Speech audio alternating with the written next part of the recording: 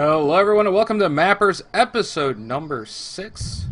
I, of course, am Nursky, one of the hosts of the show. Joining me, going to be none other than Prodigy, Super Uman, and Iron Man SC. With the 2 on the end, but he's just Iron Man SC. So, how's everybody doing today? And welcome all our viewers to the show. Hello. Welcome. I feel great. Hi. I may have overdone your tan a little bit, I don't know. A little bit. I look like an Oompa Loompa. Oompa Loompa Doompa Dee Doo. Prodigy has a riddle for you. Anyways. I do have a riddle for you. Failure to comply will result in getting carrier rush. Will result in getting carrier rush. So we got some good topics for everybody on the show today. I'm going to actually bring those up right now. So today we're going to be talking about map aesthetics. We're going to be talking about testing a new map. And we're going to talk a little bit about getting a map out into the public. Of course, that topic a little bit more for your newer map makers than necessarily these guys, because of course these guys have it down to a T, having a lot of maps on the Blizzard map pool and in various tournaments throughout the world, quite literally. So guys, we're going to start today a little bit talking about map aesthetics. How you make your maps look pretty, how you make them feel good and warm and gushy inside and all that fun. Rainbows! And in the case of Super Uman, rainbows. Before you make a map, you must first create the universe. I love that joke. Then I you love must the insert reaction. rainbows into the universe, apparently, if you're Super Uman. I love the reaction. It's like, He just wants a rainbow, man. I mean, can you really blame him that he wants a rainbow? Can't he just have his rainbow? puke, rainbows. So, anyways, so speaking specifically about aesthetics on maps, we're gonna talk a little. I'm gonna ask you guys your opinions on what are good ones to add, what are maybe some aesthetic type of things you should avoid, and what might be too much, and what might indeed be too little as far as aesthetics go. I think a lot of people could vouch for the fact that a lot of Blizzard maps probably fall into the too little category. Been one of the biggest complaints of a lot of people, besides balance, with Blizzard maps, that they're a lot of times very, very dry, dull, and boring. So let's get you guys' opinions on what's good. Let's just start with what do you think are some of the good ones to add? Lots of doodads and colors. Yes. I think if you put lots of doodads and colors, you'll have a really good map. You'll have a And rainbow. You'll Rainbow have, if colors. you make a map that's rainbows, then everybody will like it. Yeah. A bright, colorful map. But in all seriousness, just be creative is really like what it kind of takes. I mean, there's lots of different ways to make your map look pretty. Jungle maps, I think, are one of the easiest ones to look pretty, just given that it's a very natural looking thing and everybody can kind of relate to it unless you live in a bunker. So, if you've ever gone outside during like the summer, you're like, wow, this really looks great. There's trees and there's this nice little neat path and some bricks, and this really just does look fantastic. I actually have a picture of Jungle Basin up on the screen right now just for a point of reference, and there's, you can see the trees and the foliage and the little lake in the middle and all that good fun. This is before they put the lovely gold base into the map. Oh, why is my whiteboard not working? I wanted to circle something and it wouldn't let me do it. I really like Jungle Basin concept, even though it sucks balls. Yeah, it's a bit of a shame that map kind of just didn't work. Needs a third expansion. Yeah, now, do you guys have anything against some of the other maps? Like, because there's definitely been some other maps out there. What strikes my fancy off the top of my head? I think it was Desert Oasis, where it was quite a, well, I mean, balance issues aside, the map that eventually made the map go out of the map pool. This is probably a prime example of what Blizzard's map aesthetics look like. Moving kind of into the notion of what might be too much or too little in regards to map aesthetics. I'm actually going to bring it up on the screen. Where, it's really, really plain. It's definitely a desert. I guess that's the best way you could put it. There's not really a whole lot on the map. There's not much to the map. I mean, is there definitely types of map tile sets that you guys have a propensity to either avoid or use more often? Definitely. At least for me. But like, there's just a lot of it is because of familiarity. Like, I'll tend to reuse the same tile set just because, like, I've already figured it out and I already know how to make it look good, and I can just kind of improve on everything that I figured out before. So, for example, like the tile set that I used on the very first iteration of Enigma, I reused that on Neo Enigma, and then I improved on it again when I made Edge of Oblivion. And I feel like that kind of idea it's definitely come a long way. It's built off of a lot of the Ulan and Shakura's tile set stuff. So, I mean, you can kind of make it evolve once you get more familiar with like the kind of environments that you're working at, or you're working with, and especially with the ones that are a little more unique, like the ones that are just not like a really obvious jungle tile set where it's just like put Protoss stuff everywhere and put trees and some bushes and then you're done. Those are the map making community for quite a while frowned on them very heavily just because like they popped up so frequently just because it was like so easy to make look pretty decent. But like for example, like some of the more man-made kind of tile sets require a little bit more creativity to make them look a little bit better. And I think that, like I personally have a tendency to kind of go back and reuse some of the ideas that I've came up with, and then just kind of improve on them over and over. Now, Iron Man was actually linking me a map in particular that I think he's quite enjoys the aesthetics on. This is ESV Ithaca, I believe. That was me. Or Josh actually linked it, and I'm going to actually bring it up on the screen.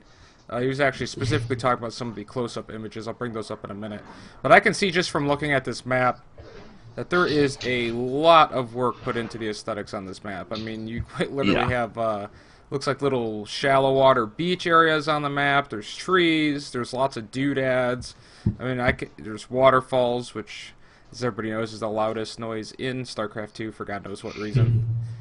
You can turn it down. Definitely a lot of attention and detail put to this map. I'll actually bring up some of the close-up images in a second. As soon as I can find them, if there is any. He said there was some in here, or you did, but I don't see them.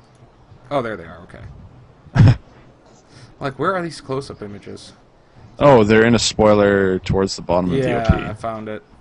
So you can see like some of the detail. Look at this, like even little pebbles put in the rocks. There's like actually little rocks. Looks like you go walk out there and stand on it. Like this is some definitely crazy amount of aesthetics put on this map. Now obviously that's probably not the norm. No. And I think when you guys are creating maps too, you guys have to take into consideration a little bit the playability of the map based on the aesthetics you put too. Yeah. You guys want to talk a little bit about where you can maybe go to too much of an extent as far as if you want your map to potentially be a tournament map? Like, where's the point at which you draw the line with aesthetics? If you were, say, making a map that you want to be a tournament map, and not just something pretty that's like, you did it because you wanted to just make this cool-looking map, you didn't care if people could play on it or not. Mm-hmm. I think the biggest issues in aesthetics are how dense areas can be with them, and also things that move and have like a particle essence to it, like fire or waterfalls or something like that. That kind of stuff can increase the frame rate. Or Also like yeah, latency, whatever it is, FPS. That kind of stuff can really increase it. It's based on your graphics card, but there's a reason why Metropolis just got taken out of the ladder. There's a reason why water on it got removed. Like, that stuff moves, and therefore it can cause a lot of problems in terms of FPS. So yeah, a lot of the prettier doodads and a lot of the other elements in the game that, like Iron Man said, involve more particles, more polygons, stuff like that, do have a higher performance overhead. So, like, just Metropolis as an example, if you were to pull the map image up right now, or pull up the map file or anything like that, you notice he basically built an entire city of it, like in the bottom corner and stuff, and there's like just a stupid amount of doodads like throughout the map. And I mean, it looks fantastic, don't get me wrong, it's one of the best looking city maps that I think has been made so far, but like just because of the sheer amount of like polygons that are throughout that area, and just like the weird ways that StarCraft handles them. Like even when they're not on the screen, when they're not actually being rendered, they still have they still have impact on performance.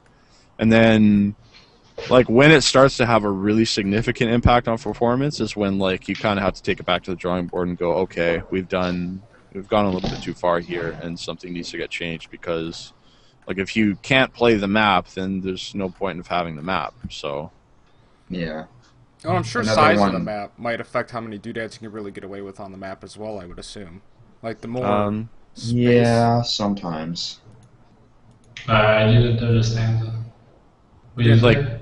the more surface area you have to cover, so if it's like a map like the size of Tall Dream Altar, Ah, you can fit 2,500 doodads on it instead of 2,000. yeah. I mean, yes and no. I can fit 3,000 doodads on a map that's half the size of Tall Dream Altar if I wanted to.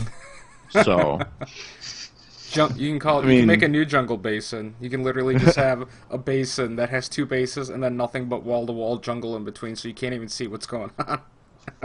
like these little tiny paths that like don't make any sense, but they look really cool. Yeah. You can have trails through it where it's like the only place that you can actually traverse. Yeah. I'll call it Commando. There you go. See, we have good ideas come up on this show every day. Now you're gonna make the Always. map Commando. Speaking of aesthetics and performance, I have a question for Super. Your Carl, your Carl map. How's the performance on that? 'Cause there is excuse me, young viewers, there is a shit ton of colorful rainbow aesthetics all over that map. So how's the performance on that? I usually have like 60 FPS in a normal area with few things. In the corners, in the bases, I have like 45, 50 FPS. But in the middle, I have like 30. So maybe I have to change something. Also, the line of sight blockers use a lot of FPS, especially the Ulnar ones, the Omega spaceship. I Ulnar have ones to are admit, this Carl huge. Sagan map is one of the craziest tile sets I've ever seen used on a map. These Yeah. colors are actually on the map, right? Yeah. That's insanity. I think so. How'd you even get the colors on the map? Can you actually do that with the tile set, or is that like a very painstaking process to get? No, the it's a doodad, decal. Yeah, any doodad in the game you can apply colors to, so Yeah. like you can color correct anything. There's like if you were to look on Vicious, for example, or like any other map where you see like just those white lines that kind of trail throughout it, you know, they're on Metalopolis, like on the ramps and stuff like that. You can just change the color to be really purple, really red, etc. And well, I imagine that's how you did it. Yeah, one of the more common doodads that often change colors are the hexagons, like on Cloud Kingdom or a lot of other maps. It'll be like red or green or orange or all those kind of colors. Those are the most noticeable ones in terms of color changing doodads. Mm-hmm. So, because like when I was making ESV Spring, Mm-hmm. I used a Mars Sara tile set, so all the rocks and gas geysers were red. But I had snow, and I changed the lighting to Braxis Alpha, so everything was like kind of bluish, sort of. And you can't have red rocks and red geysers with a blue hue map, you know, all that kind of stuff. So I had to like change the color at first, and it looks really weird. So there are certain things that you can change colors with, but other times you have to like go into the data editor and change the doodad texture set, Yeah. which is what I had to do. So. This is just for Superman, by the way. I had to bring it up.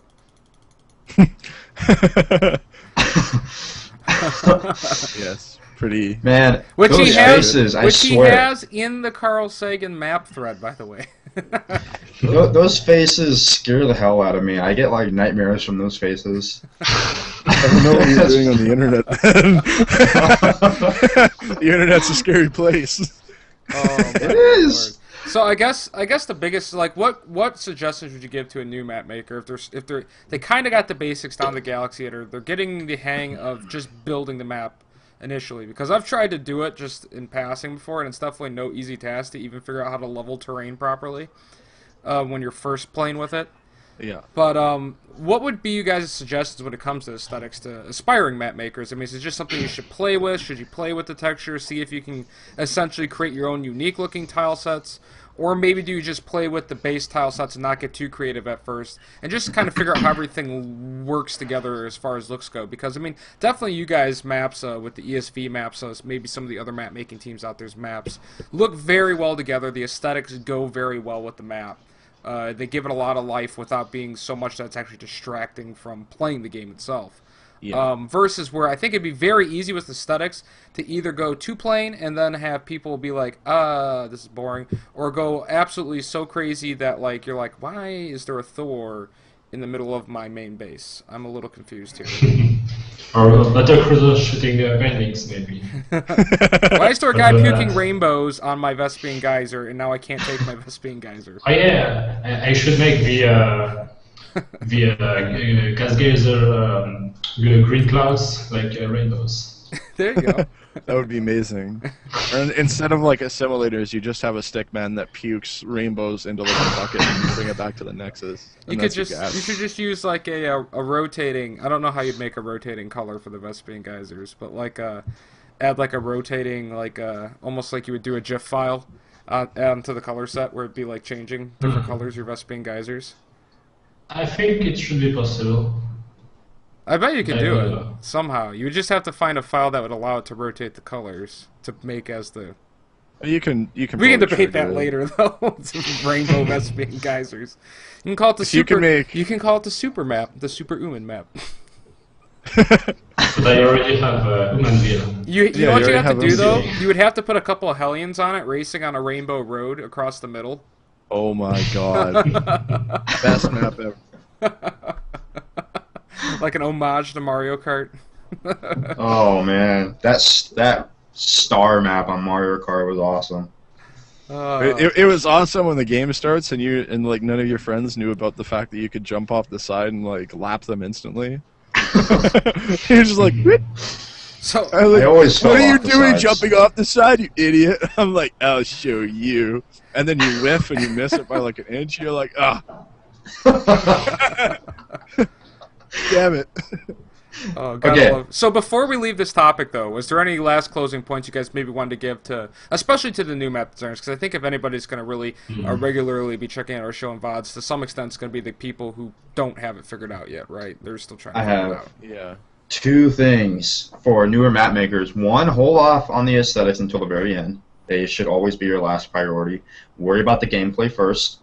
Second, I would recommend working with nature aesthetics first and doodads, like Prodigy said, because it's more simple, it's easier to do. Like, you just lay down some trees and rocks and things like that. But don't just do that just for the heck of it. Like, get used to enlarging or shrinking the doodad size, rotating them, placing them wherever you want with no footprint doodad or restrictions or whatever it's called, I forget, placement requirements, and things like that. It's just easier because it's more natural. If you start with man-made stuff like Metropolis, for example, if you were making a Metropolis replica, I guarantee that I can't even do Metropolis. Like, that's just retardedly different and retardedly OP for me.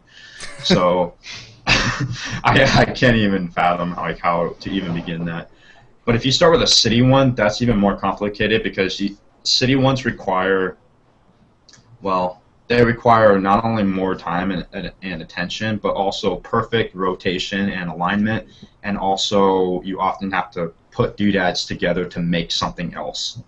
Yeah, so it's just really difficult. So I would recommend starting with a nature aesthetic. Yeah, I agree. If you're just starting out, like you're just trying to familiarize yourself with the tools that, that work with doodads. So, like Iron Man mentioned, rotating, resizing, color correcting, etc. Just start with some of the natural stuff so that you can get a feel of how doodads work in the game and like all of the different editor mechanics that are around them.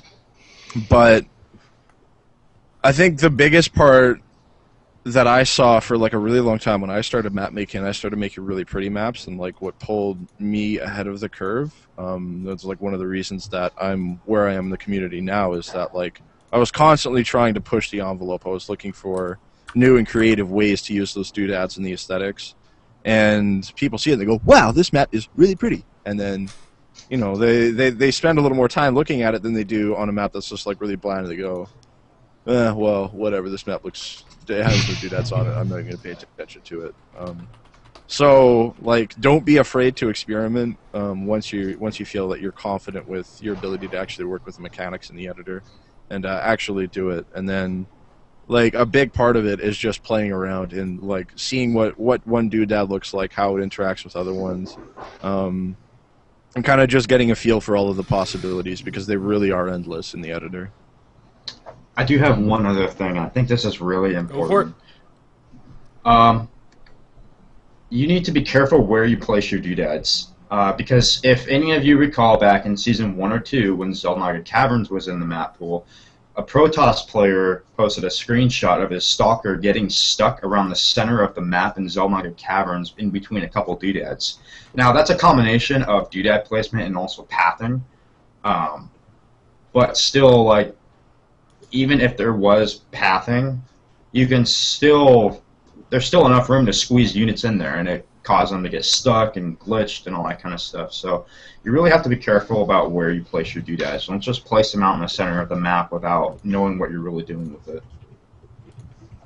Yeah, that was actually sent to Fixtures and Xel'Naga Caverns MLG for like that exact reason.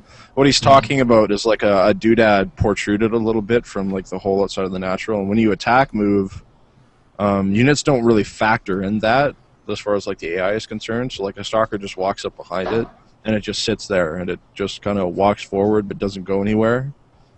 Yeah, pathing with doodads is terrible at times. Oh yeah, a lot of testing needs to be done to account for stuff like that. Yeah, I can name many a times where I've had issues with doodads when I was playing a game, especially on some of the older maps. And it'd be like, I'm trying to deal with like some Marines, and like at like a point somewhere, and my Zerglings like don't understand that they can path around a doodad, so they're like trying to funnel themselves through like a little tiny choke somewhere, and I'm like, no, go this way, you frickin' morons. I'm like having to quickly like drag my hand across the table, and I'm like, no, go that way, and I'm like trying to click them around, and then I let go. It's like but you're like Brood War again. there's a goofy thing with the doodad, so then like they'll go back towards that choke, even though it would have been shorter to continue around it, because they're like spazzing out, and it's like, oh. And then I went to his natural, and there was this guy picking rainbows, and like I just didn't know what to do. Are you making fun of me, sir? Yes. How do you react to rainbows? You counter them with something. Black holes. Black holes, there you go. Yeah.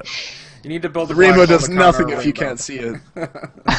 Alright, guys, so I think we've exhausted this topic. Wait. Whoa! Superman's got a one point. thing. Okay. I use only one rule for my aesthetics. Don't do long straight lines. I always use it in Brood War and StarCraft 2, and you can notice all the pretty map doesn't have straight lines. That's the important thing. Straight for what? me. Straight lines. Lines? Okay, that's what I thought. Just Straight making lines, sure. yeah. Just making sure I understood. It will make your map a lot prettier. I Yeah, like it makes it look a little more active rather than like if your map is literally a square and then you compare it to like pretty much any other StarCraft map, you notice like there are no maps that are a perfect square. Like none of them have like a perfect 90-degree corner on every base or anything like that. It doesn't look natural just because of like, you know, relative to all the other maps that exist, and it looks better if you kind of shake things up a little bit. So I definitely agree. Indeed. And if you are going to use straight lines, like they do have a place in like man-made doodads and stuff like that. Like, you know, if you go out on the street, you're not going to see a sidewalk that's like a spiral. So if you're making a sidewalk on your map and you make it a spiral, then it's still going to look dumb. Yeah. So. What if it's a spiral staircase? Well, if you make a style staircase in the editor that actually does anything cool, then I'm gonna do it now. We put Marines on it. Only Marines, though. How am I gonna do it though? That dude has a stupid thing under it. I'm gonna figure out how to make a spiral staircase in the editor, and then I'm gonna put things on it. Could do it with It's gonna terrain, be sick. maybe. Just make like ever lifting up terrain. No, dude, definitely can't do it with terrain. No. It's pretty broken. All right, guys. So I think we're gonna take a quick break, really quick, and then when we come back, we'll move on to talking about the specifics and testing new maps. And then, of course, we have getting your map out into the public, a little bit of a how-do segment towards the end of the show here, guys. So if you do have questions, though, keep remembering throughout the course of the show, you can post them in chat. You can tweet them to my Twitter right below me. Either or will do, and we will have more questions to we'll do Q&A at the end of the show. So if you have questions, keep those in mind. And if you want to, you can post them as we go, but I'll ask for those before we go to Q&A. So quick break, guys, and then we'll be back with more mappers in just a second.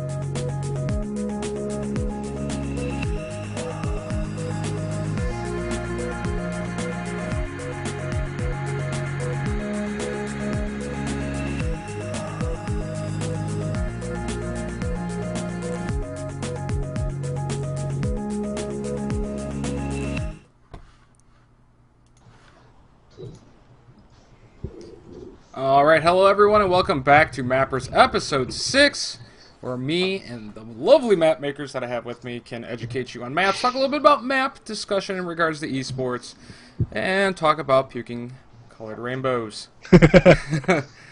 So, we're going to be moving on to our next topic, so I'll move the little slider down a notch here to testing a new map. And specifically going into detail, because we've briefly touched on this discussion before, but we've never really gone into in-depth detail about exactly what that process is that goes into a new map. Once you've finally completed the map, you maybe don't have all the aesthetics or whatnot worked out, depending. I know I've seen some maps go up before they really get the aesthetics finished.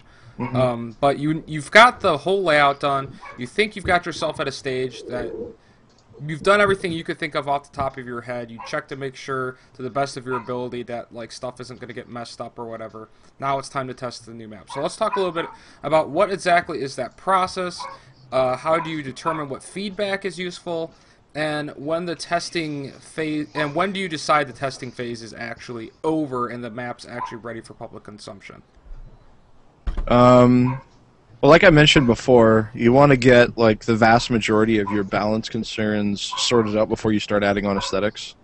So, I mean, obviously, the reason for that is if you need to reposition a bridge or change the shape of the main or move a natural expansion around or anything like that, then if you have the aesthetics done, that becomes like a huge nightmare.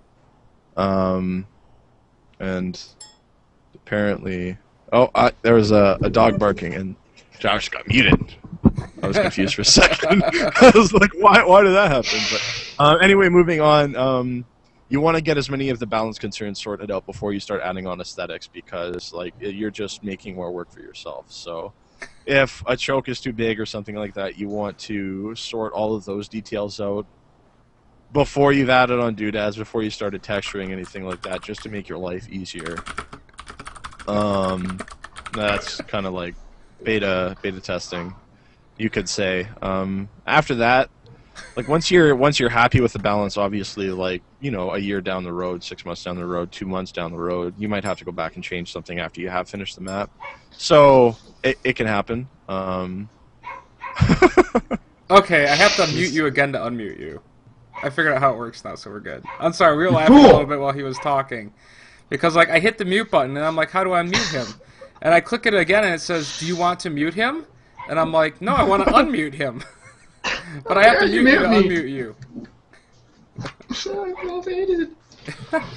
I was just trying to give Prodigy the ability a little bit to talk without him. My dog is so loud. Why? At least you only have one. Imagine having 11. Yeah, I know. I have 2 dogs, but they live upstairs. When my dogs go off, you guys will know. I have literally, like, my door closed, a towel underneath it, and it's bad. Sorry. So anyways, back to the topic at hand, and we were talking about the whole process. You gotta test the map, right? Alright, so you need to get... That is what we're talking about. Okay, yeah, you need to get some good players. I wouldn't rely too much on, like, bronze, silver, or gold, even though that's, like, the majority of what you'll get. But, I mean, getting people to join your test game on Battle.net is already such a strain. It's really... That's why I think it's really good to be associated with gaming clans. Like, I'm associated with Clan RH on North America, and they're like a bunch of Masters players, and don't fuck anyone. And they willingly just test my map all the time. So it's really that's really helpful. That's a crutch for me. Looking for some so duct tape. Someone else take this discussion. I'm gonna get some duct tape and see if I can hand it to you through the screen, and then you could just, you know, mute your dog. Oh, no, she's okay. Yeah, I love my dog, but man. So yeah, we're talking about the process and then like determining what feedback you. So I mean, like walk us through like the process that you would normally go through. You just finished where you think you were ready to test the map. What exactly is going to be your process? Get master players, if possible. Yeah, just tell them to try specific things. For example, if your map has really special features like a backdoor, you would like to make them try to abuse that backdoor, for example, and so to see the general game flow of a map, like if it's dynamic, if there are some abusable points you didn't see at the beginning, and I think that's the important things. Yeah. So let's say you have these Masters players out onto your map now. You've got them playing. You've got them testing it. Now, how do you... Feedback. Yes, how do you determine which feedback is actually going to be something that's useful to you? I mean, is it going to be any feedback from anybody? They say, oh, this is broken. Are you going to go test just anything that someone says is busted or whatever? Are you going to only really give a lot of credence to more pro and master level feedback? You know, is there a certain like break in that feedback line that you're going to really judge things off? Because I know you guys specifically. Once you complete a map for the ESV map making team, you'll go make a post on Team Liquid, and you'll say, I got a new map, go test it, yay! And then but I know you guys do some testing before you actually make a post of a map, because you normally don't post a map till you have the aesthetics done, from what I've seen. But, how do you determine what feedback is actually useful to you, and what feedback you should be listening to? What I do, and this is something I do, I don't know about other mappers, but I let them play, and I'll observe, and I'll check how many creep tumors it takes to go to your natural and all that kind of stuff, and I'll even count how long it takes for their units to go to his natural and everything like that. But then sometime in the game I'll just type how do you like the map so far, and they'll say either it's good, or sometimes they'll just jump in and say it's good except for this and this, and that's when you start wondering okay, is that good feedback? I take everything into consideration, but the more maps you make and the more you test them, the more you just automatically know, oh, well, that's pretty legitimate feedback rather than, oh, you're just biased. For example, someone might say, oh, I don't like this high ground on the center. It's okay.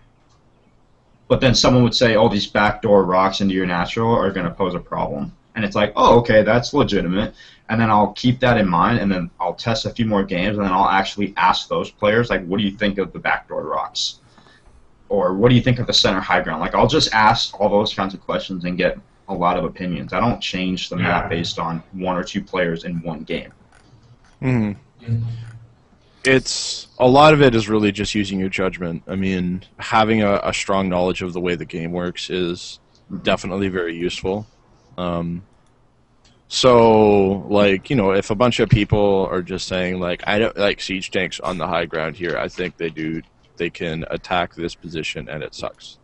Then, you use your judgment there, right? Are they just salty imba whiners, or is there actually a problem there? Like Armin said, and like I mentioned time and time again, it's important to take everything into consideration, so...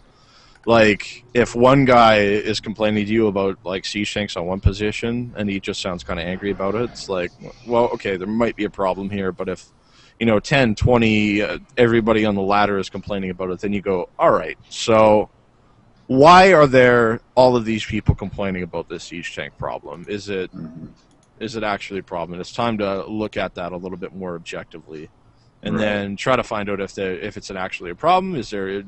Is there supposed to be a solution, or are all of those thousands of people just strictly bad players and they have no idea, which is 99 times out of 100 is not the case. So I think the big thing to note, though, is you do have to use your judgment. Yeah, sometimes it's kind of hard. Some Zerg players will be oh, this third is really far away. Mm-hmm. Whereas Protoss or Terran players will say oh, it's fine, and then other Zerg players will say it's fine, or it's kind of a 50-50. Some Zergs and some players from every race will say it's fine, and then some will say it's kind of far away. That's really based on judgment. At that point, you can make some different kinds of adjustments, just take the third minerals and just move them a little bit closer to your natural entrance, or look at the chokes into the third. Can you wall it off? Can you protect it easily enough? If you can, then no, it's actually not that far away. So it's really just a matter of analysis. Like Prodigy said, having an understanding of gameplay helps tremendously. If you play 100 games in Bronze and then that's it, and then you want to get into map making, you can only go so far with that. Yeah. So I think it's just really important to, like you said, use your judgment wisely. Don't just be gullible and believe everything that someone says, because a lot of the feedback that we get is just straight up biasm. So you have to really think. You have to think on both sides, and it's also really good to play more than one race. Don't limit yourself to one race. Like I play Zerg and Terran, so Terran and Protoss play a little bit more similar in how they set up their bases and turtle and all that kind of stuff and positioning. So I kind of have those perspectives as well as Zerg. So when I see an open third that someone's complaining about, I try and picture it from both sides. So it's really just based on judgment. So would you say to be a truly good map maker that you actually have to be actively playing the game at some level? Or would you say that somebody could never play the game and actually still make usable maps? When I finished Vicious, I hadn't laddered in months. So I think like you need to have played the game somewhat extensively. Like I played a lot in the beta and a lot after retail, and like I know how the units work. I know, like, I've been following the metagame changes, I've been commentating, I've been watching things, so maybe I'm not, like, the best example, but you still need to...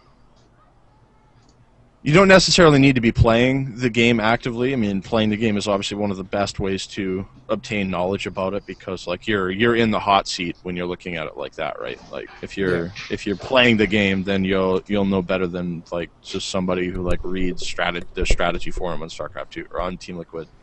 But so long as you're keeping up with everything, I think that you can get by. I don't think it's like completely necessary to be actively playing the game, but it definitely helps. Probably one of the hardest kinds of feedback to receive is once in your map thread, because a lot of people will look at your map image on Team Liquid and they will judge your map based on the image, and they'll be like, oh, it looks like a really big map, or oh, the third looks really open, or oh yeah, you know, this rush distance, it looks really short. I can totally all in this on one base. It's like, get in the game and test it, you fool. Like, you have to really take comments on your map thread much more seriously, because a lot of people will judge based on what they just look at without actually testing it. So I would spend more time in the game testing it with actual players than paying attention to what people say on Team Liquid, because not all of it's good. Yeah, Team Liquid... Sorry, go ahead. So you should always test your map yourself and not just with other players. Because that way you have your own feeling of a map. You can see yourself if some bases are too far away from all perspective, like the race, Zerg, Terran, or Protoss. So you can have, I think it's the most important thing. But also you need to play, you have to be able to play in a decent level. Because if you play in a silver level, you will make too many mistakes to really make a good judgment. Because you will think, oh, it's too far away, but you will see you have like 2K in your bank, so it won't be a good judgment. Yeah, and again, like, playing the game actively is definitely it's a huge benefit. Don't get me wrong when I say like I had ladder mutts when I played Vicious. Like, well, like that doesn't mean that I'm like just bad at the game. I think that, like, just to build off what Superman said there, like, you design the map, you came up with its concept, you know what the idea behind the map really is. So it's really important to play it yourself and then go, all right, well, I designed this map to make it so that death balls just didn't work very well. I wanted to break them up, and then you go and play it, and you can run a death ball around just however you want. You're like, well, okay, maybe I made it a little bit too lenient. And then it's time to go back and like reassess the concept a little bit, because like we've talked about concepts before. They can be very ambiguous, especially to like just at a glance when you come into a map. So like random feedback that you get from somebody else might not be completely accurate. Example of said feedback that you actually sent me. I believe you were pointing out Sonic EU's remark. I never liked ESV maps. They always seem slightly toss-favored. So clearly you should change that. like from a map maker's point of view, like I saw that post. I was like, I'm not even going to respond to this because like Yeah. to me this has absolutely zero value. It's completely useless feedback. And Yeah. I mean, Shkudi, the man from the Netherlands, his next post, like he had sort of like really helpful comment. Care to explain why? I mean, with like just such a generic close-ended statement, like there's no valuable information I can take from that as a map maker. And Yeah. like the And- feedback is for all intents and purposes kind of useless. I mean, it's clearly a biased or it's clearly like his own opinion that is based on his own impressions of like ESV and stuff like that. And like that doesn't really help me as far as my maps feedback is concerned. Right. Yeah.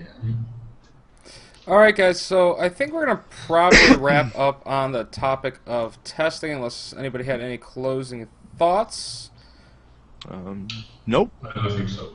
All right, so we're going to take another really quick break, and then we're going to come back. We're going to get our last topic of the day before we go into questions and answers. And we're going to, now that you've gotten some aesthetics on your map, you've tested your map, now maybe you want to get it out into the public, and you want to get it out into the tournament scene and stuff. So we're going to talk a little bit about how you do that to close out the show today. So we'll be back with that topic in just a second, guys. But before I go, I just want to point out, of course, up on the screen now, that if you guys want to see where all these maps are being tested, where they're actually a little bit more in the public eye right now, make sure you guys go over to the TeamLiquid.com tournaments, or not tournaments, StarCraft 2 maps and custom games section. And you can actually see, I'd say the majority of map makers always post their custom UMSs and, of course, new maps on this, custom UMS being the custom games, in case anybody's not sure what I was talking about by that. So you guys can actually go test these out once they do actually put them out a little bit more publicly for people to test out and look at and see what's going on. You can already see there's lots of posts by even an older post. What is this? Fighting Spirit? Really? Oh, this is from 2010. I was about to say, if you did this recently, what were you doing? This is literally the first StarCraft 2 map I made, right there. Oh, followed by Wow. Impervious. Look at this. It's like a little, like, this is the history of Prodigy. You can just, like, follow it. This Yeah. Impervious might be lacking on bases. Impervious might be lacking on a lot of things. But it's got a. You spent a lot of time though on this water tile set. Look, you got a road, and I think you spent more time on the aesthetics in the water than you did the map.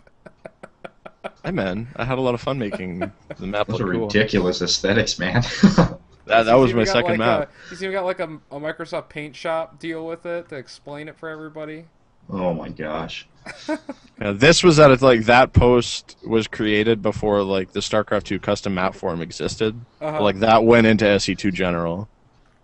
And then, like more and more people got into map making, and like SE2 General just got bombarded with map posts, and they're like, "God damn it, we're making a subforum for this." Although I will say there is definitely some usefulness because you kind of do have like the progression of the map and the process you took to build it actually posted on here, which is kind of nice.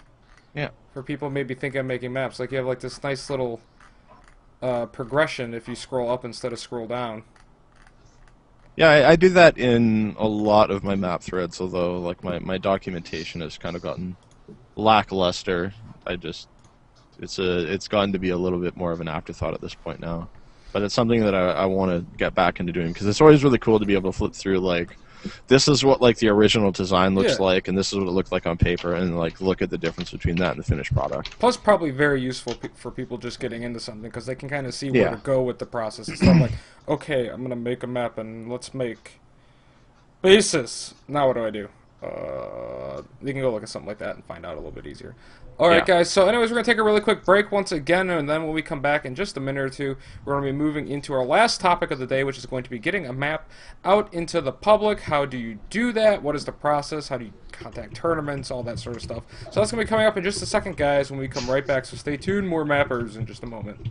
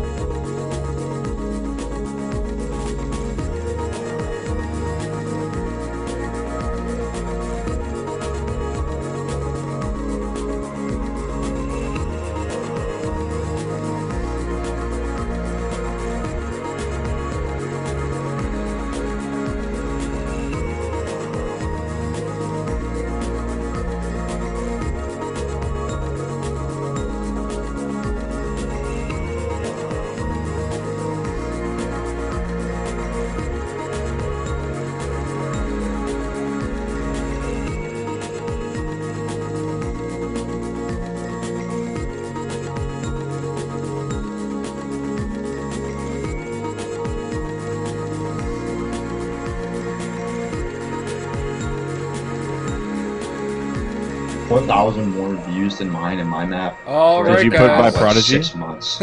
Welcome back as we are moving along with Mappers episode 6. Now that the break is over a little bit here. So we're going to be moving into our next and final topic of the day, which is going to be getting a map to the public. You've created a map, you think it's good, now what? Because I think a lot of people might get stuck at this point where they're like, okay, I want tournaments to use my map, I want people to see my map, I think it's the best map ever. But what do I do now? I've made a map, I'm just a dude with the Galaxy editor, and I don't know where I'm going with this. So how about we start with you guys, and what exactly is that process to go out and get your map out to the public? Well, we've, like, specifically myself and Superman, I don't know Iron Man's experience before, like, he was on the Planetary Workshop, but, like, Superman and I were, like, when we were doing, like, the IC Cup map making team, I was the one who was, like, going out and contacting tournament organizers and stuff. I was doing a lot of that myself anyway. This was, like, 2010. And, like, really, it's just a matter of, like, getting in touch with as many tournament organizers and, like, event organizers that you possibly can. Those are the guys who can get eyes on your map. And then beyond that, I mean, there's just some basic forum logic. The Team Liquid Map Forum is a great place to start. It's a great place to get feedback for somebody who's new, like other map makers come in and be like, I don't think you made this natural quite the right size. You know, it's a good idea to help you get a little bit better of a feel. I mean, we've talked about feedback already. Yeah.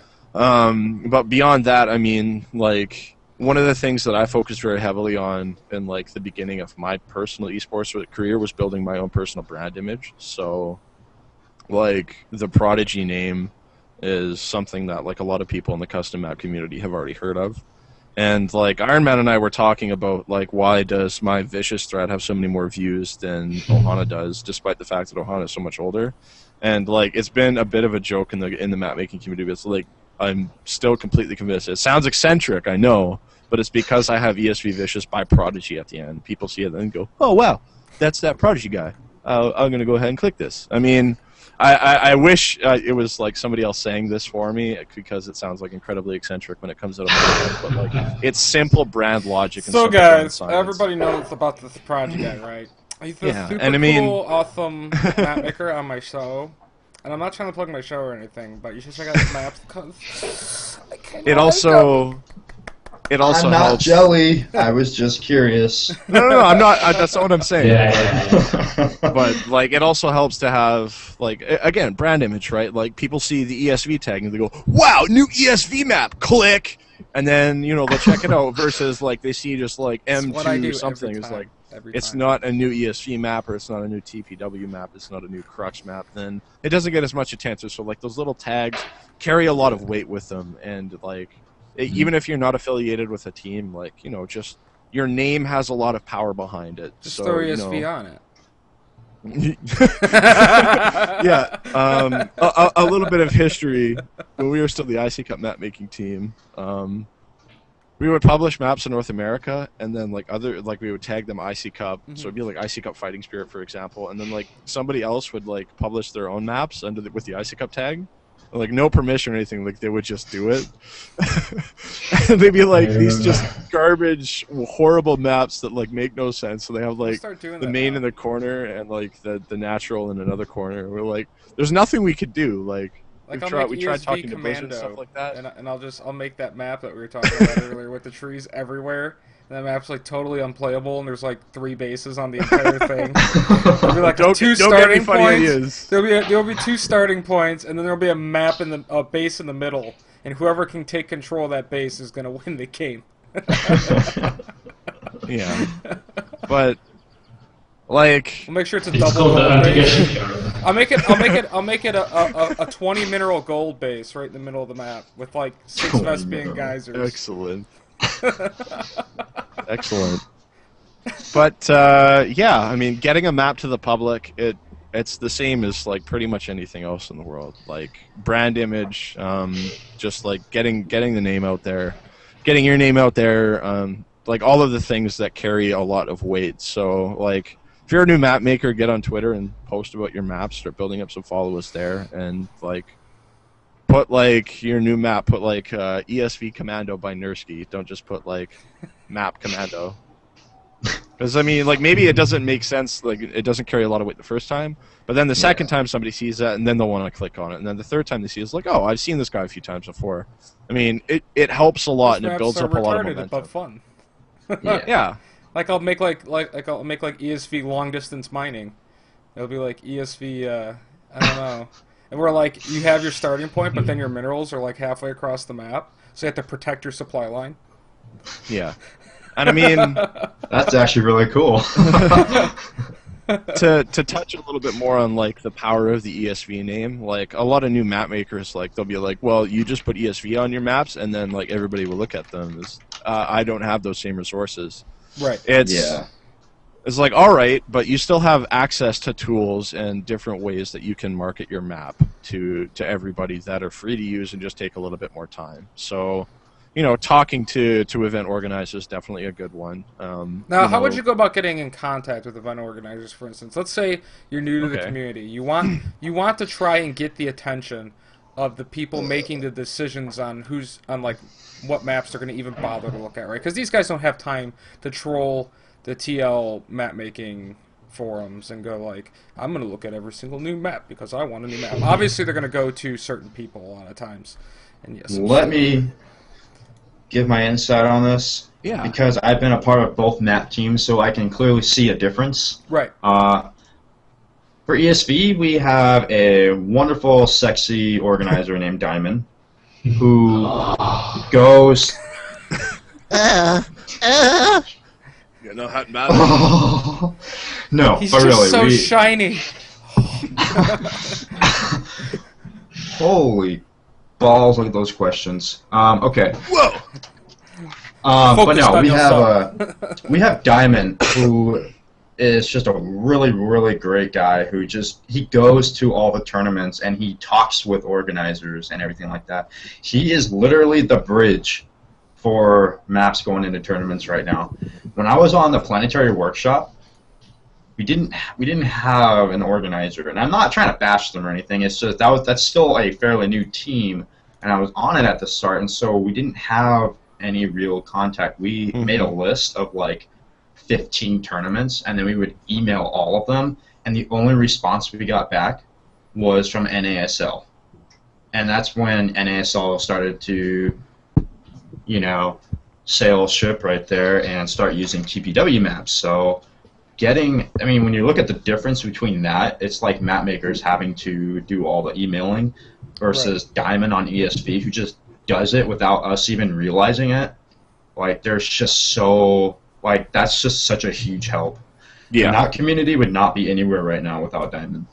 I agree completely. And like just to build off that point a little bit, like I've also been part of both the Ice Cup map making team and the ESV map making team. And like when I was personally handling a lot of the communication between like the team and other tournament organizers, like there is bias there. I'll be the first to admit it. Like I would not suggest a map pool without having one of my maps in it, just because like I'm biased towards my maps, simply put.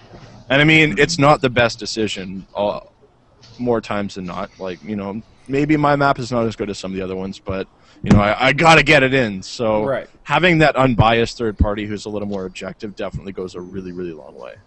Right. Because like just to compare, like we've gotten a lot farther with Diamond doing this stuff than we did when I was still handling it. And I'll be the first to admit it. Because Diamond's gonna be more unbiased. He's gonna be like, well, I like your map Prodigy, but Travis has a lot better map right now, and you know Superhuman's got this other really great map. So I'm not gonna really push your map, but it's got some cool stuff on it. You know, maybe in the future, you know, we'll talk about it. All right, I'll call you. Don't call me.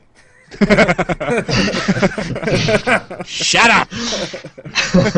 But I think you're making some really good points there. So I mean, if you're not on a team yet, obviously. You might have a more difficult time doing that. So I guess the suggestion would be is if you're not on a specific team yet, whether you're trying to get a hold of teams to see if they'll pick you up or not, would probably be just to email a lot of people. Yeah. with some with some intelligently worded information about your map. Not like, hey, you guys want to try my map? Smiley winky face. It's like, no, you look like you're 5. Like Yeah. make like a very intelligently written, hey, I'm a new map maker. I spent a lot of time on this new map. I'm trying to look for tournaments that might be interested in using it. I've done this testing on the map. This is the changes that I made because of that testing. I would love to try and get this into your map pool, blah, blah, blah. Like, something really well thought out and worded out with proven, like, testing and usability behind it. Because obviously you have to have a fairly solidly tested map, unless you're going to do your own tournaments or something like that, like ESV does. I'm sure a lot of you guys' maps hit the tournament scene with the ESV TV sanctioned events before they necessarily would hit an MLG or ladder or whatever. Yeah, they all did, I think. But having that testing, No I exception. think, would be really important to other tournaments that you're not directly affiliated with. Yeah, the other thing too is this is when you get on the subject of like this, how to get your map to the public and the big scene, you can start understanding why like there's just not really that many newer map makers. Like all the ones you see now making maps have been here for a while. We're like the more veteran guys who stuck through it. Every now and then you'll see a new one that comes along and makes a new map and looks for feedback, but then they make like 1 or 2 maps and then that's it. The reason why is not because the map mechanics are hard to learn in the editor, it's because you just can't get the map out there. And that's why having a team for mapping is so much more important these days than it ever was, because especially having an organizer behind it. Right. Because if you're not on a team, you're by yourself. And you know, when you're on a team like TPW or ESV and you have, you know, not only the collaboration to make good maps, but you have those dedicated people behind the scenes pushing other tournaments, hey, check out this map, use it, or this game is going to get stale, you know, and then you finally get it. It's like, that makes team effort and mapping teams so much more important. And so if you're going to make maps, getting out into the public is the #1 hardest thing, and it's probably the one thing that discourages map makers the most, especially if you are not on a team. So if you are not on a team, try and get on one. Yeah. So it's very much the same thing as being like a free agent pro gamer. Right. Like you're new, you're talented, but like you can't really figure out a way to break into the scene. Like it's a matter of just doing whatever you can. Like just network, talk to as many people as you possibly can, whether it be tournament organizers or team organizers, stuff like that. And then like there are outlets out there that allow you to display your skills. So for example, like a professional player has random open tournaments that they can go into, like an MLG. Like a perfect example is Scarlet on Eclipsia. Like she got picked up because she performed well at MLG. Right. The same thing will happen in map making competitions. Like Time Twister, for example, wouldn't be on the ESV map making team right now if he didn't publish Haven's Lagoon and it got as far as it did in the TLMC. And like it allowed us to spot him through that competition. I mean, like it was obviously a great pick because now like we've got Frigid Pass going. It's a fantastic map. He knows his stuff. He's a great map maker. But like because of that that tournament or that competition, like Map of the Month as well, like it gives you an outlet to display your skills, and then like tournament or teams will actually let you they'll let you see they will be able to see what you're actually capable of doing. They go like, all right, this guy's got he's got the chops. Let's pick him up. Would you say that for map makers trying to break into the scene, they've kind of figured out all the basics, and now they're trying to really make good tournament maps?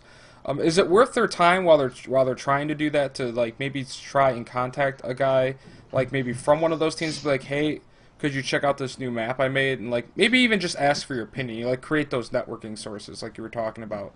Well, just to play the devil's advocate, why wouldn't you? Right, that's what I'm saying. There's no good reason not to. Like even if like about like 95% of them just like, no, I don't have time to deal with you. That 5% might be all you need to take it to the next level, right? So just reach out as far as you can and like do whatever you can whenever you can. So I guess the key for new map makers would be vigilance. Really, just going out there and no matter how many people turn you down, Yeah. talk to tournament You directors, talk to other known popular map makers. If you know how to get a hold of the people controlling those map making teams, talk to them. Watch for mhm. those contests and keep pushing that map you just did work for like forever on, and try and get it out there eventually, rather than being like, oh, I made a map, I put it up on Team Liquid, nobody really looked at it, I tried to email like 2 or 3 people, I didn't get a good response, I'll just make a new map. Like, actually really try and push your creation if you think it's actually worth it, as far as you Yeah. can, as hard as you can, before you just give up on it and go to something else.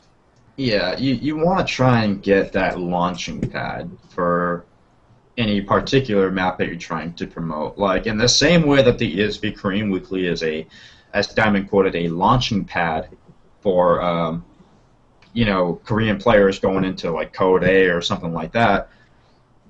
It's the same in terms of map making. TPW, their launching pad was NASL. That's all they need, because when NASL started using TPW maps, then a couple other tournaments started branching out with it, Mhm. and it's only before long that other tournaments start to do the same. So um, that if you honestly cannot get even one tournament to use your map, then you really have to consider um, full-time dedication to make maps so that a map team will notice you, or as Prodigy said, like try and get into a map competition. Like map of the month, like there's almost just zero point to it now, because like ESL and IEM, like they don't really Mhm. support it anymore. So it's like, what's the point? But the point is that even if you win and get nothing, like it's just a little sliver of a merit for that map. Like, okay, Yeah. okay, I just beat 40 map makers or 40 different maps, and I got in the top five. Like, here's a noticeable map that actually might have potential. I'm gonna try and promote this one, Right. and things like that. It's really hard, and honestly, I feel bad for a lot of new map makers. Like, I think everyone deserves an equal chance, and even though we're all biased, we all like to have the envision that it's just ESV, but everyone should get an equal chance. And I mean, we can't accept every single map maker on ESV either. That's Yeah. just won't happen. So what can I say? It's tough. It's really tough being a map maker, especially when we don't have that kind of a spotlight. We're not getting paid, so it's very difficult. It requires a lot of time. Yeah. I agree completely. So So I think that should give everybody a pretty good idea of where to go with trying to get your map out there in public. I think the overall, like you guys said, the biggest thing is going to be just making sure that you really, really do your best and do your due diligence to try and get your name out there. Doing that thing like attaching your name to it, like Prodigy mentioned, doing things like contacting a lot of different people. Try and get on a map team, like Travis mentioned as well. Make sure that you get your name out there. And unless, of course, you're Super Uman, because every time I see him post a map, he's just like, you just post the name of the map out there because he's just so baller that he doesn't need to attach it. But anyways, guys, we're going to take our last break of the day. Q&A is going to come up right after this. I see a lot of people already posting questions for us already.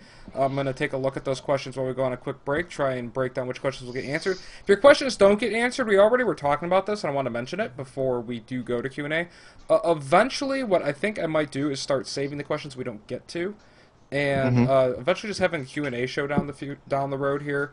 Probably not within the next couple of weeks, but in a few weeks maybe, once we pile up enough Q&A from people, where we might just do a straight question and answer entire show, where you viewers would be able to just constantly just ask different questions you have.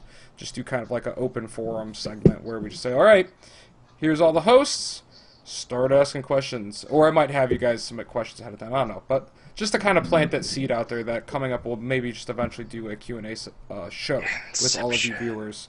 So if your question doesn't get answered, don't take offense to it. It's just a time thing. I need to make sure we don't spend too much time on any one segment. But we will be doing some Q&A in just a second, guys. So we'll be right back. Stay tuned. More mappers coming up in a second.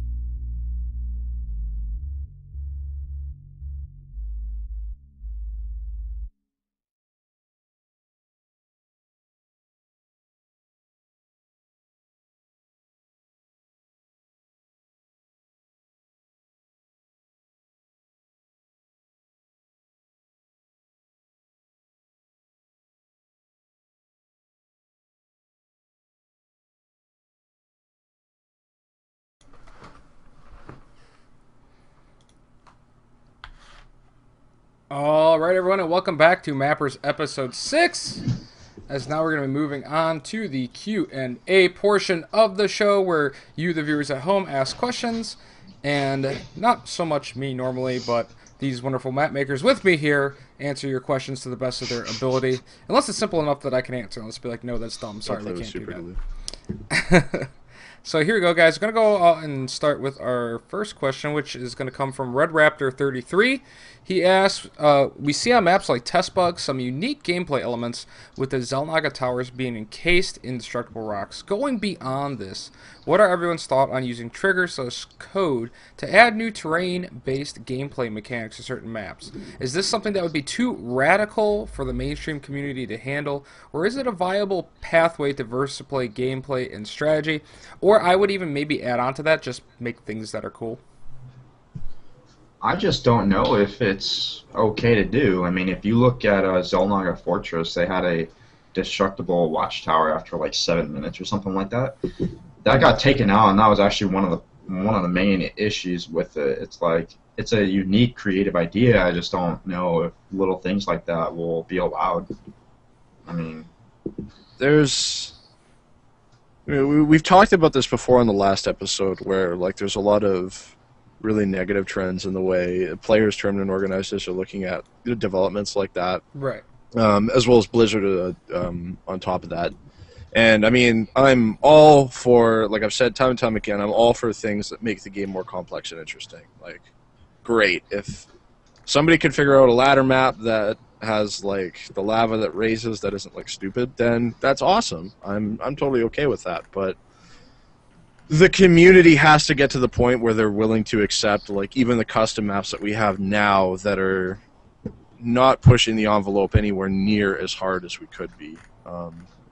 So like once the community has like started to display a lot of demand for that, I think you'll start to see those pop up very frequently. Like it's happened in Brood War already, but Brood War has 10 years or over 10 years of like just evolution behind it to make up for that. Like there's maps with like disruption webs on it and dark swarms and stuff like that, or an arbiter that will cloak your units. Just like cool things like that in Brood War, and I don't think we've got like the community is not ready for that in StarCraft Heroes. At least that's the impression that they're giving to me as a map maker. Yeah, I just don't see it happening anytime soon. At least not for like a couple of years. Mm-hmm. So a lot of it's really, at the end of the day, just going to come down to the community being more willing to have these type of things on the map. So if you were going to do it, it'd probably have to be something more aesthetic in nature right now and not actually gameplay related. Plus, yeah, I mean the community right now is so focused on things about like balance and like the way you can do different timings and stuff like that, and the way like just like the third expansion, like a lot of debate in the community right now is about like how you can get to your third expansion. That's like a really big focal point in map making right now. Mm-hmm. And like if you try to break the norm a little bit, you get a lot of really strange feedback. So like how much further can we push it from there without people just being like nope.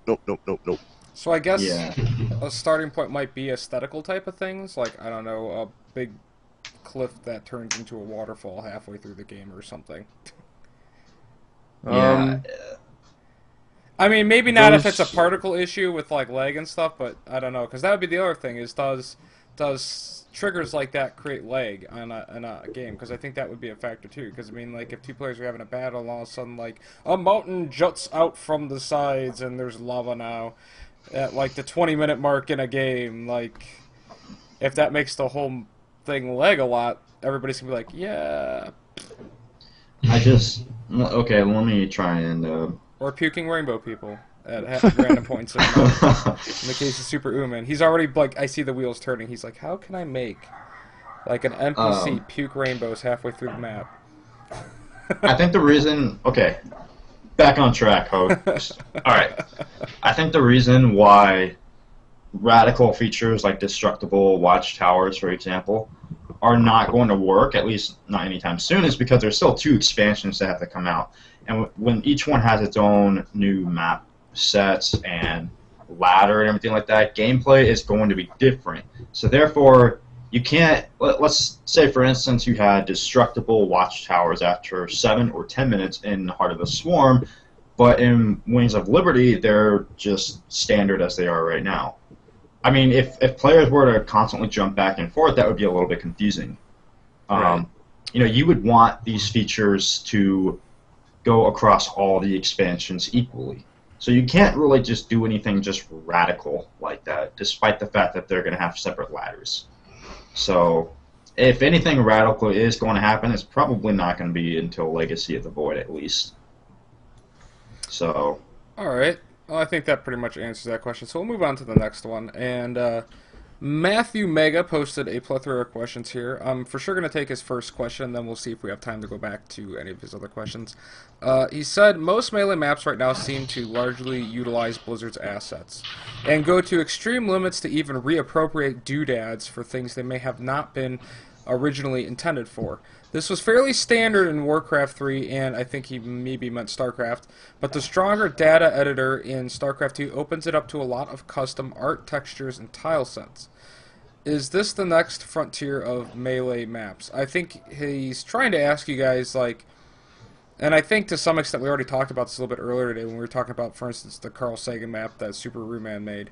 With a lot of the custom ability for art textures and tile sets, is that something you're going to pretty much see where people aren't going to be just reappropriating doodads and stuff, and they're going to actually be getting, like, could ESV potentially be hiring a 3D artist to make doodads for you guys or something like that down the road here? Is this going to become more common? Okay, custom doodad. Okay, if you look at Belcher Beach Winter, LS Prime used custom tree models that had snow on them. This is not something that I believe Blizzard will allow. So you're limited to the doodads and the models that are in the editor.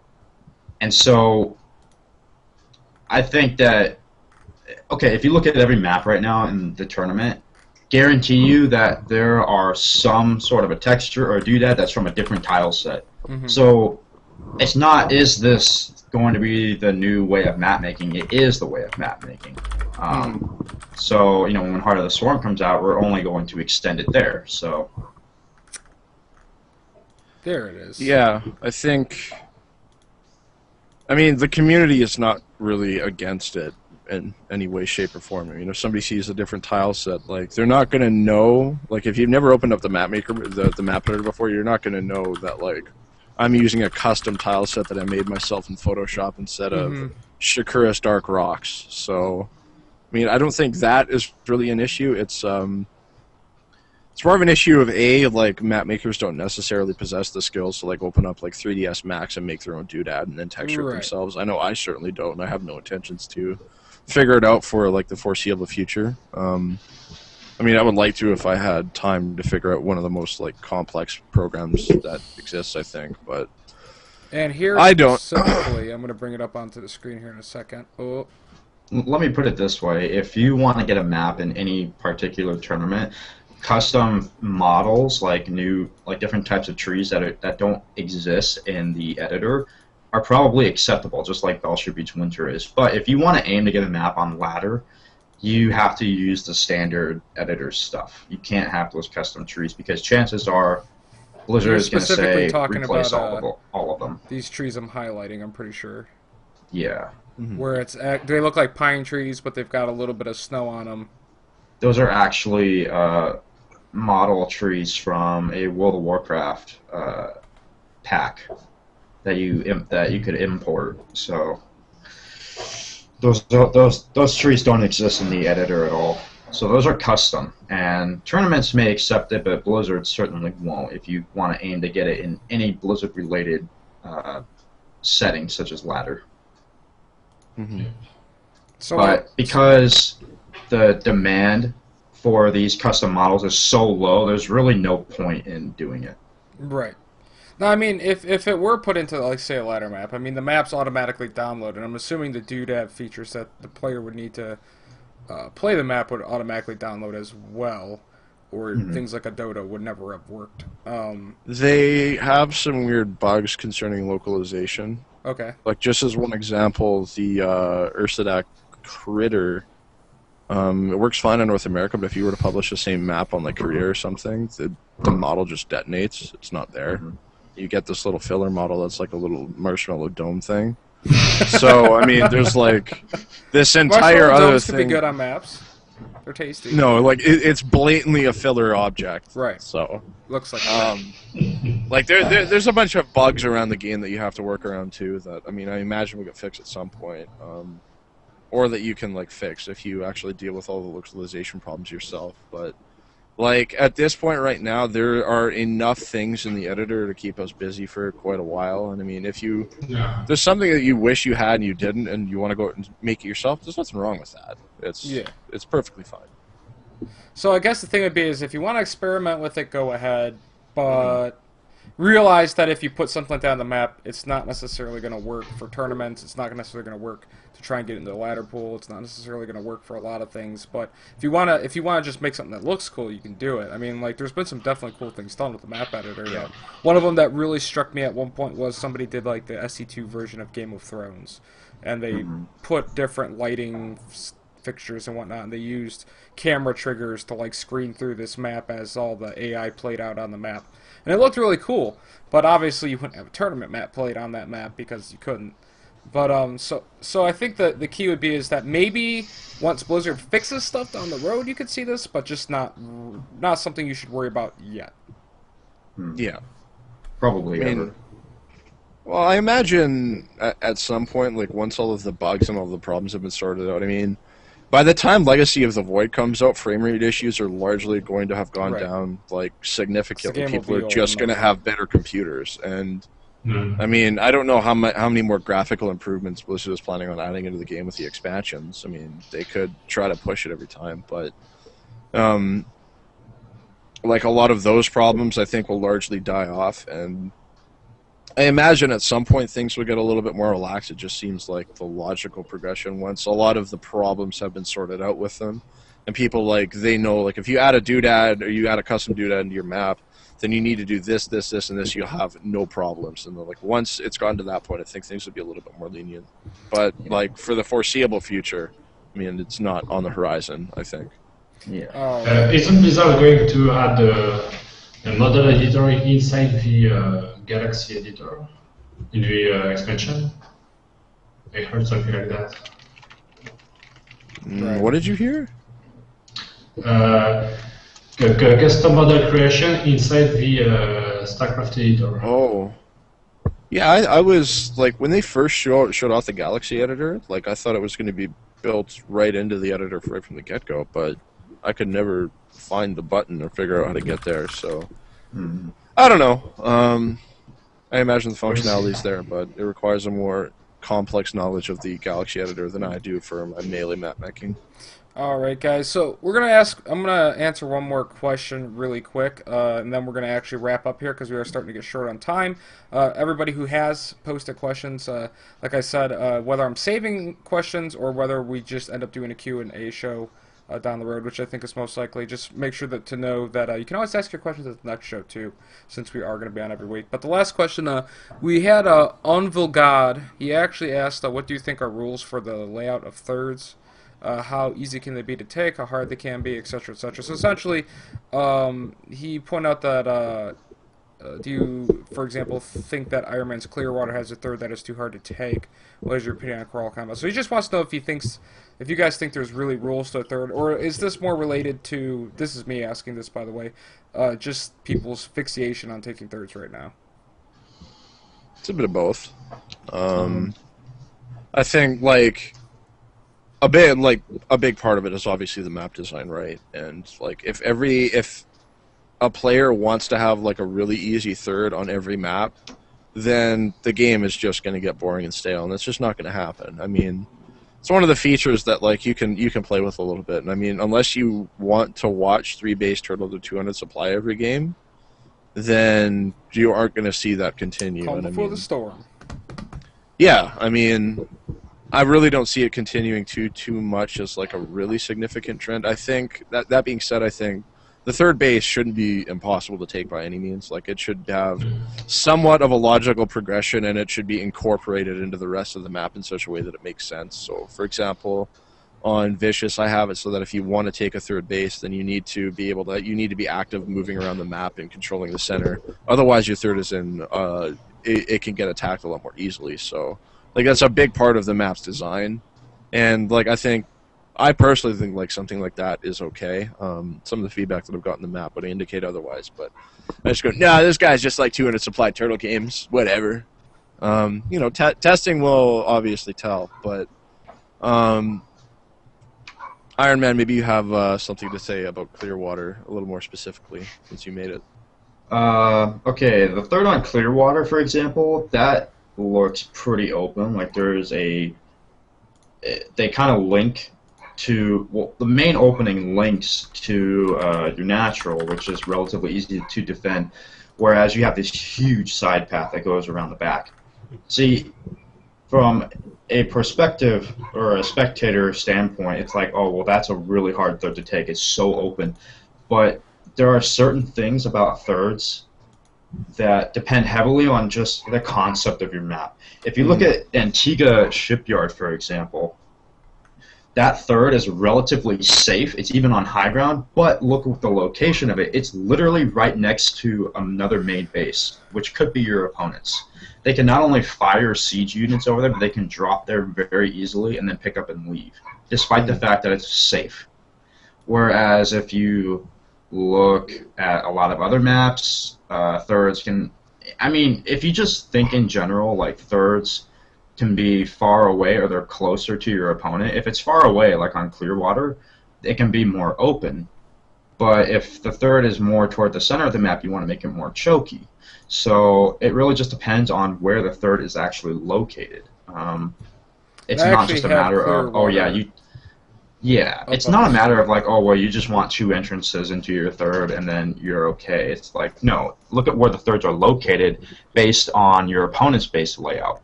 Now, how do you utilize those chokes? How do you know how wide they have to be? The back path on Clearwater into the third is open, but your opponent's army literally has to go all the way across the map just to go into that area, which means it's not that bad.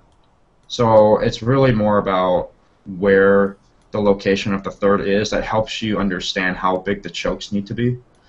So, yeah. Yeah, I mean, it's the third's position on the map relative to pretty much everything else. Right. Yeah. He also asked in that question, what is our opinion on Core Hall Compound? Because I think like when the map first popped up on the ladder, there was a significant amount of debate, specifically around like the position of its third and stuff like that. And I personally didn't think it was too bad, and especially on like the latest version that exists, where you move the third a little bit closer to the natural. I think it's pretty solid. The map has a lot of really intuitive design features that aren't immediately apparent. Like, you can control your third, now that the map's up on the screen, like, you can see the third is at the 12 and the 6 o'clock, but, like, the only ways to get into it is through that forward entrance outside the natural or through the 4th expansion. So if your strategy revolves around, like, pushing out on the map on 2 bases, then taking your 3rd and 4th in rapid succession and locking down your 4th, then your 3rd is pretty safe. And like, it's designed in such a way that you need to be out towards the Zelnaga towers rather than turtling in your natural to be able to hold your third, which I think is fine. Like, I don't think you should be able to just park your army outside your natural and then like you have 3 bases behind it that are just like good to go. And I got to be honest, having played on this map against Protoss and Terran, holding that third base for Protoss and Terran, considering if your army's in, I'll actually highlight it to exemplify it a little bit more, typically going to be in this near this natural area, moving down or having to move to the other direction to defend both of these is really not that bad for that third base. I mean, a lot of times, especially with Protoss force fields, if you take an army down this low ground to assault the third, force fields will just absolutely eat your face. Yeah, and I mean, another thing that I really don't think a lot of players notice is if you actually look at the third, there's like a little notch that goes into it, and there's like a little bit of cliff that protrudes out of it, and that actually makes like a really, really, really tiny choke that you can wall off there. Like you're towards talking the 4th about, expansion. I believe, this area right here? Yeah. Just waiting for the stream to... Yeah, that's the area that I'm talking about. I mean, there are a lot of things like that, like the map doesn't make it really apparent that they're there, but they do exist, and if you find them, like, you can play the map quite defensively, I think, as far as like taking the third is concerned. Yeah. It's a different change of pace from a lot of other maps where it's Now, kinda- Cloud Kingdom, put up Cloud Kingdom on the stream because Superman really Superman. utilized the thirds on that map. There's two different thirds you can take, and I thought that they were really well placed, despite how they can feel and look open or they look really far away. I want to hear Superman's opinion on how he made those bases and why he made the thirds the way he did. First, I wanted to make the third next to the main really defensive, because you have like one ramp with one block with racks, and the other ramp, which is quite small, like a free size. Yeah. And then a backdoor path, which takes a long time for an army to get there. So I thought it was really it was easy to defend. And the over third, the one next to the natural, behind the overall cliff, I thought for like you park your army at the Xanaga Tower, you have a lot of vision of all the middle and the plateau, and you can also have your third. So you can take your third and have a fourth position, and this can make some dynamic gameplay. That was the main reason. Yeah, I And actually. park siege tanks at the tower, block some the overpath with supply depots, but not a lot of players do that. Yeah, I've actually seen some pretty interesting games go down on Cloud Kingdom. Played some myself, playing on ladder, just because of the way that third is set up. I think it's really made. I mean, because a lot of players I heard right off the bat were worried about that third base and its distance from the main and such forth. But I mean, really, I've seen some great games, and I haven't really seen any Protoss or Terran players. So long as they don't lose a bunch of units right before they take a third, because this is one of the complaints that I have to admit. I don't make maps, but I, as a mapper, could see how something like this type of a comment on a map could frustrate you. So somebody goes, "You can't take a third on that map." Every game, I do a 6-gate push, I lose all my units, and then when I go to take my third, I can't control it because his army just comes and kills me because I didn't have any units, and it's like, it's the map's fault. Yeah, but you know, while that third behind the natural on low ground may feel and look open, you have to understand that there's also a watchtower there, which is brilliantly placed because that covers 2 whole flanks into that third. While one of them goes to a corner base, which no one really uses that early in the game against a third base, but you really only have to worry about the ramp. And that's why that third, despite how open it may look and feel, it's positionally very well placed, and it's very well possible to hold. Yeah, and specifically Travis is talking about, or Iron Man I should say, is talking about the fact, and I actually brought it up on the screen, that there's really 2 possible third locations you could take. There's this low ground location, which the Xel'Naga Tower helps cover it, and then there's, of course, the high ground location that you see a lot of Protoss players especially take. Terran players typically take it too, but this low ground location is something that not a lot of people take as a third. I think you need to have a very different play style in order to take that third down there on the low ground. It's much more of a forward play style, and the metagame is very, very defensive right now. Like it's either 2 base timing or 3 base turtle. I think like it's one of the two until like you hit some point, and like going for that upper ground third that's next to the main base is really like it's beneficial for both of those because I mean if you're going for a 2 base timing, then like you do your 2 base timing and then you just grab the third and turtle on it if your timing didn't work out. Exactly. And if you're doing a 3 base turtle until you hit 200 supply, then it's pretty much the same thing. It's just the 2 base timing. Yeah. Yeah, and it's just something I think that it takes a while for players to figure out. Unville God was actually mentioning. He's like, "Wow, Cloud Kingdom's actually cooler than I thought." It's those little things that not all players actually always really think about. There's like, well, 1, 2, 3, that's the closest together. That's my plan. Doesn't work with my gameplay, but it's what I'm doing.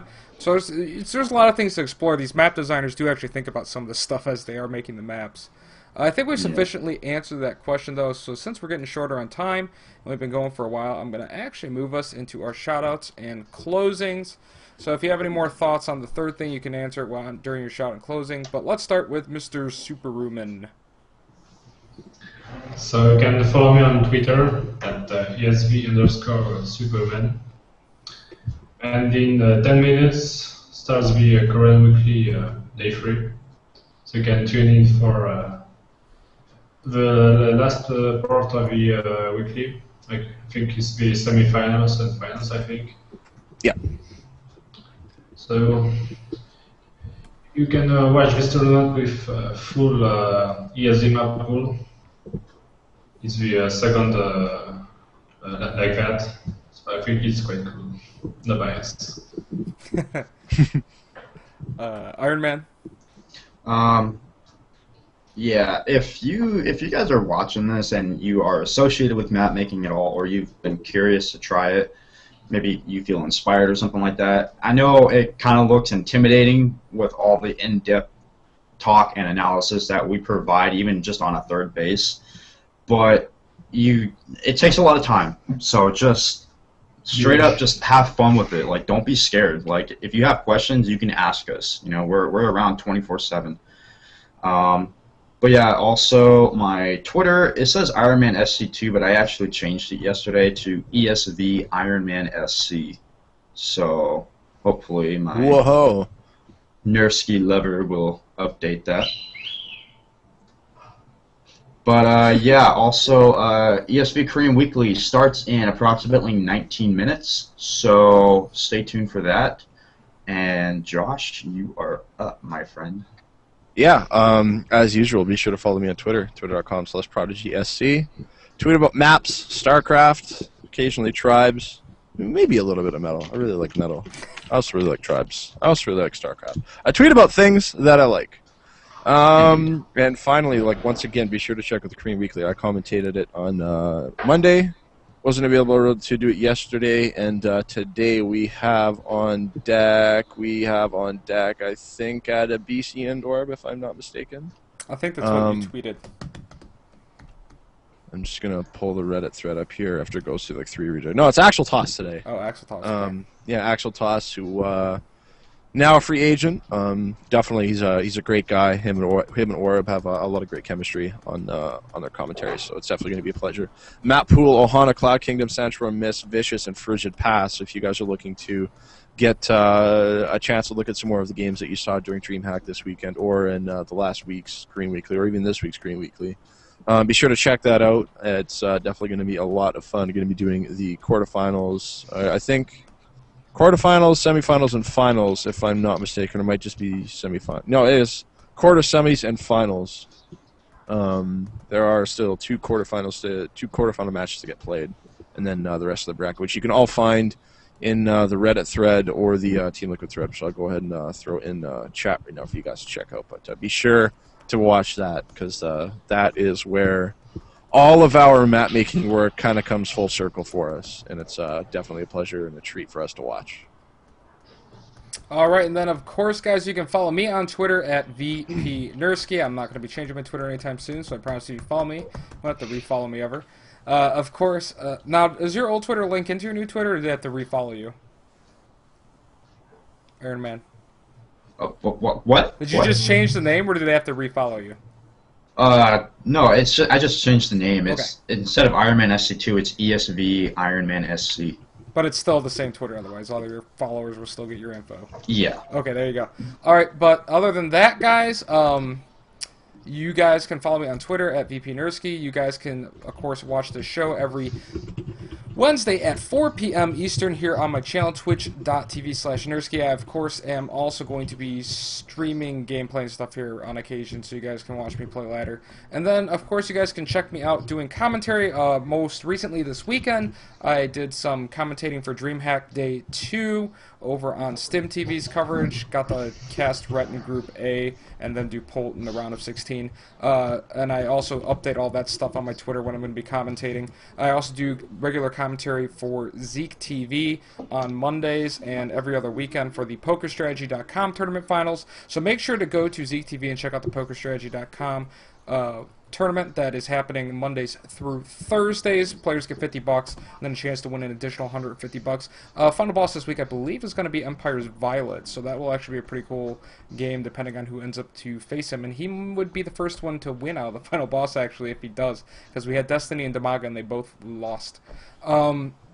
So other than that, guys, make sure to tune this show next week. Make sure to follow everybody's Twitters here. Thank you very much, everybody who has tuned in today. If you add questions, save them for next week. If we didn't get a chance to get to them, we can always ask them in the next week. Doesn't necessarily have to be related to our topics of discussion. This VOD should hopefully be up shortly because I'm not quite at 2 hours, so I'll actually be able to upload it right away. And we didn't have any tech issues today, so shout out for no tech issues on the show. Yay. It seems like we finally got that all figured out.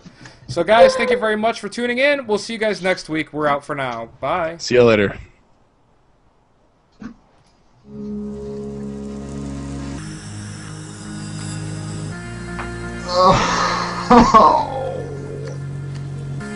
Somebody had to do it.